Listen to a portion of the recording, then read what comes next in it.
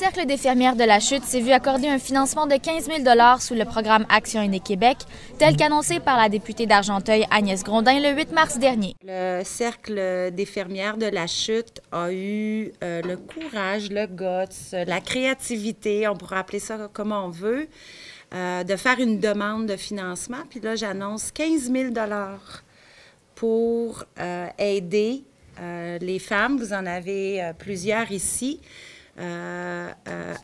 Pour l'achat d'équipements, dans le fond, de portables et de tablettes. De tablettes, ils sont mieux que moi. Et de tablettes, afin qu'elles puissent, puis là, je vais laisser Mme Rossignol, là, la présidente, vous expliquer un peu plus c'est quoi le projet. Mais moi, je voulais absolument qu'on puisse mettre ça en valeur. Donc, le financement de la PAC, je ne sais pas si on peut dire PAC ou PAAQ, ça nous permet d'ouvrir la porte à de nouvelles technologies, puis de montrer à nos fermières comment s'en servir. Puis les tablettes, entre autres, on pourrait aller voir d'autres projets d'artisanat qu'on voit beaucoup sur YouTube, là, pour pas dire le mot. Puis on s'approprie la technologie au service de sa mission de préservation et la transmission de notre patrimoine culturel et artisanal. Cette aide financière vient appuyer les efforts de cet organisme et j'en suis très heureuse. C'est, dans le fond, là, on sort les femmes aussi d'Argenteuil, de l'isolement. Ça leur permet de se rencontrer, de dialoguer, de faire du métier, de la couture, du tricot. Ils ont des beaux projets, comme vous voyez, là, on en a beaucoup sur la table. Là, en cette journée de la femme, je suis très heureuse que les filles ont participé. Et je remercie beaucoup la députée d'Argenteuil et la ministre de nous avoir octroyé cette subvention. Déjà là, pour le conseil, c'est déjà bien qu'on ait notre ordinateur, comme j'expliquais. Là. Et on a déjà Office 365, tous les membres du comité. Par rapport au régional, que je ne sais pas comment vous savez si ça fonctionne, comment ça fonctionne, le cercle des fermières. C'est provincial, régional et local. Donc, le provincial nous fournit à tous les membres du conseil Office 365 pour avoir des courriels puis nous informer au fur et à mesure de qu'est-ce qui se passe, là. Fait que c'est bien intéressant d'avoir ce matériel-là pour nous autres, là. C'est apprécié, vraiment apprécié. Puis vous comprenez hein, que derrière tout ça, là, oui, c'est la transmission du savoir en matière comment on appelle ça? D'artisanat, mais culturel, tu sais, c'est patrimoine culturel, tout ça. Oui, c'est un endroit où, là, on donne des outils de travail, puis c'est un accès au savoir, c'est un accès, tu sais, à l'information.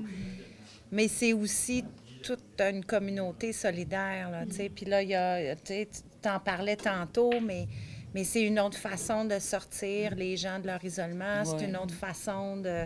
Puis, tu sais, ce que je trouve beau, c'est le partage. Tu sais, on fait des farces, là, mais cette solidarité-là intergénérationnelle sur des sujets qui sont importants puis qui sont le fun, tu sais, c'est pour ça qu'on vise plein de beaux objectifs. Oui, mais oui.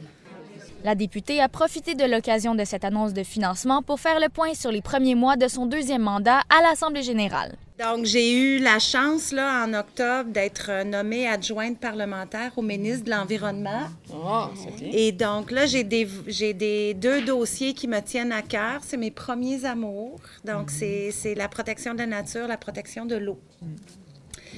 Et les 4 derniers mois, je me suis consacrée un petit peu plus à cette nouvelle fonction-là que je ne connaissais pas.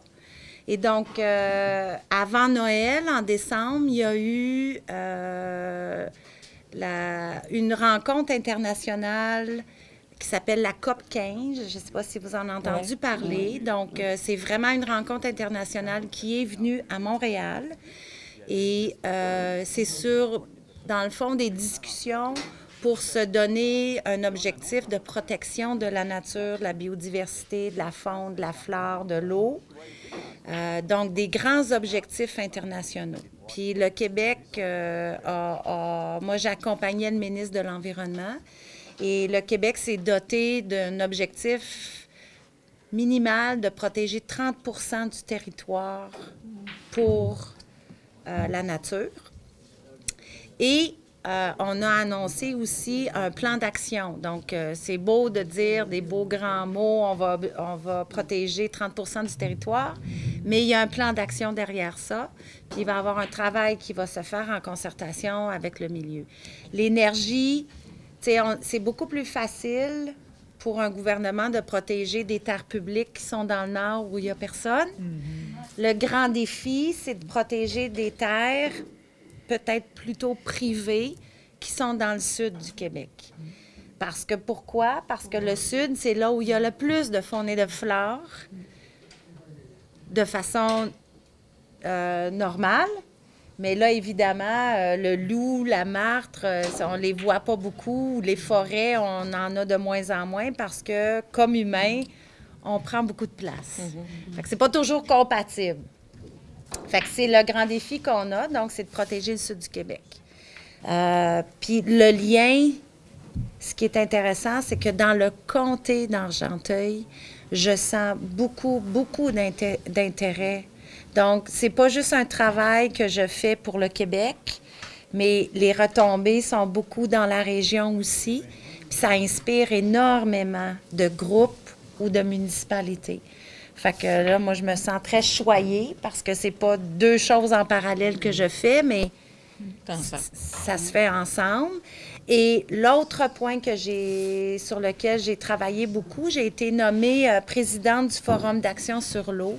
Donc, toute la démarche de protection de l'eau se fait à travers aussi, ça va être le même principe. Donc, il y a un plan d'action, il va y avoir du financement qui va être donné. Et là, tout le travail sur quoi on travaille, c'est quoi les choix, c'est quoi l'enveloppe budgétaire qu'on va donner, bien, on le fait en concertation avec des organisations nationales. Puis c'est moi qui préside ça. Donc, c'est tout un challenge, c'est tout un défi, mais que j'adore. Parce que chacun tire sur sa couverte. Puis là, moi, ma job, c'est de dire non, c'est quoi l'objectif pour le Québec? Et peut-être le point le plus important que je trouve, c'est que je me suis donné depuis 2018 le mandat de rendre fier Argenteuil, de mettre en valeur, puis c'est une des raisons pourquoi je suis ici aujourd'hui.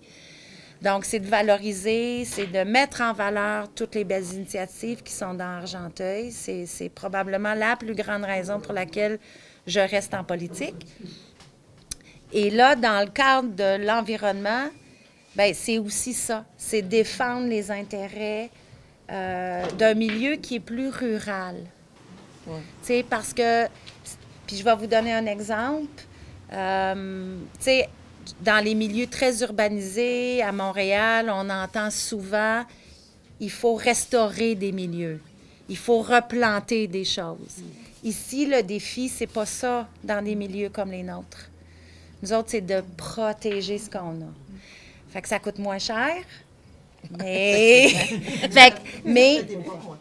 Bien, c'est ça. Donc, moi, je veux juste m'assurer que dans toutes les actions qui vont se faire au Québec, puis dans l'enveloppe qui va être donnée par le gouvernement, bien, que des milieux comme le nôtre, on ait quelque chose à dire, puis qu'on ait des sommes pour faire nos choses. Fait que c'est le grand défi.